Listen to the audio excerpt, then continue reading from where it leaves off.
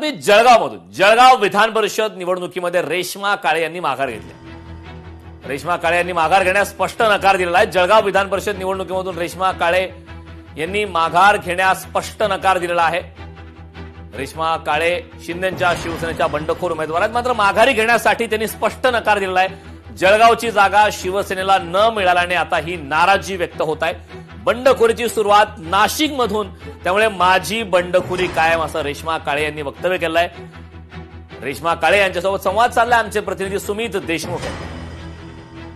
शिंदे गटाच्या रेश्मा काळे यांनी अपक्ष उमेदवारी अर्ज या ठिकाणी भरलेला आहे, त्यात आपल्यासोबत जुडले आहेत। आपण थेट त्यांच्याशी संवाद साधूया।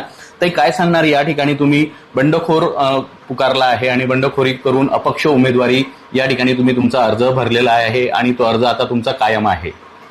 बघा, सर्वात आधी हे बंडखोरी शब्द त्यांच्यापासून आलेला आहे। जसं आपण म्हणतोय की आपण सोबत आहोत, तरी देखील त्यांच्या एक शिवसेनाचे उमेदवार समोर गीते साहेबांनी आपला फॉर्म भरलेला आहे, पण अपक्ष भरलेला आहे। बंडखोर त्यांच्यापासून हे आलेले आहेत। माझा फॉर्म शेवटच्या 2:53 फॉर्म अर्ज मी दाखल केलेला आहे, पण ते जर मागे घेऊ शकत नाही तर मी का मागे घेऊ?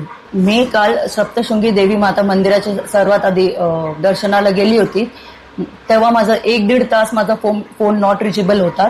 त्यानंतरही खाली आल्यावर माझा फोन रिचेबल जरी झाला आणि वरिष्ठांचेही खूप फोन आले मला, आणि फोन आले तरी मी म्हणजे त्यांच्या मोठ्यांकडून, सगळ्या ज्येष्ठ नेत्यांकडून माफी मागते की मी त्यांचं ऐकलं नाही, तरी देखील मी माझा फॉर्म शेवटपर्यंत कायमच राहणार।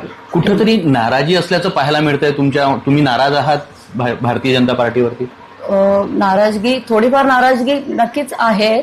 जर ते अपक्ष म्हणून नाशिकमध्ये गीते साहेब करू शकतात तर मी सुद्धा माझ्या याच्यावर ठाम आहे की एक महिला म्हणून मला संधी का नाही? मतदार राजा त्यांच्यावर सगळं आहेत, ते नक्कीच मला साथ देतील। लाडकी बहीण एक म्हणून मला, माझे लाडके भाऊ असतील, लाडकी बहिणी असतील, ते सर्व मला साथ देतील याची मला खात्री आहे।